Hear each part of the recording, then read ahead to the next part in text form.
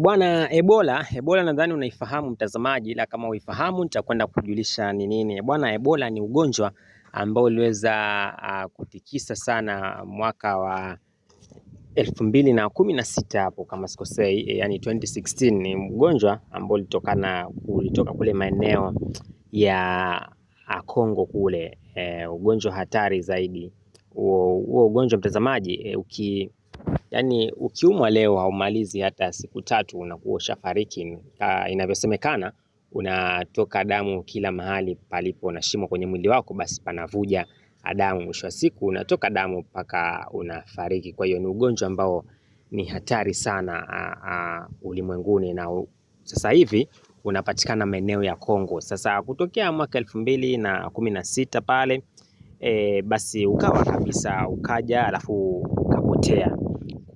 Sasa hivi mtazamaji, ambao tuko mwaka 2026 umerudi tena, yani takriban miaka 10 alafu umerudi tena. Unajua Kongo ndio mahali ambapo pamebarikiwa, lakini pia shida haziishi, sababu Kongo kuna msitu mkubwa Afrika unapatikana Kongo. Kongo Forest ndo msitu mkubwa Afrika. Sasa watalii wa nini wanaenda kuangalia msitu kule. Na pia Kongo kuna madini kama vile dhahabu. Kwa hiyo Kongo ni nchi fulani tajiri. Kuna mlima ule ambao unatoa moto unapatikana pia Kongo. Kwa hiyo Kongo ni nchi ambayo imebarikiwa na vitu vyenye hela sana, ambavyo ungefanya nchi iweze kusonga mbele, lakini pia shida ndio ambazo ni nyingi, sababu kila kukicha kuna mgogoro, kuna mzozano, vita vingi haviishi kule. Wanapigana vita vya kila siku. Sasa inakuwa ni nchi yenye thamani kubwa, lakini kuna matatizo mengi pia. Sasa hivi ugonjwa huo umerudi tena maeneo ya huko Kongo mtazamaji.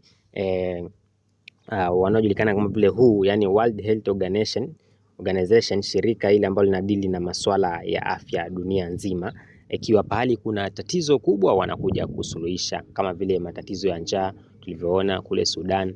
Wanakuja kusuluhisha, lakini likiwa kubwa sana basi inabidi pia nyinyi wenyewe muweze kupambana. Bwana, sasa hili shirika la World Health Organization ambao kwa lugha ya kifupi tunaweza liita linaweka wazi takwimu ambazo kesi za ugonjwa huu ambao umesambaa kule maeneo ya Kongo. Nasema kesi za ugonjwa huu ni kesi kama vile 750, yani maambukizi yamefikia 750, yani kumaanisha watu 750 tayari wameweza kuambukizwa ama kushikwa na ugonjwa huu wa Ebola, ambao sasa hivi umerudi kwa kasi mno kuliko ule wa mwaka wa nyuma kule. Na anasema kwenye maambukizi haya ya watu 750, vifo watu ambao wamefariki ni takriban watu 177 ndo ambao wameweza kufariki.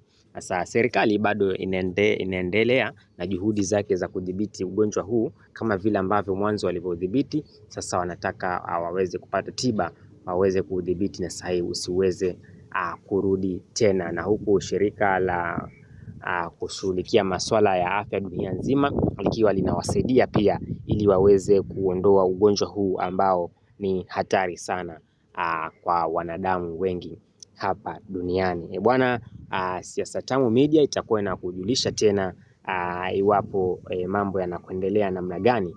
Itakuwa narudi na taarifa zingine hapa, kwa hiyo usikose kusubscribe ili uweze kuyajua mambo mengi.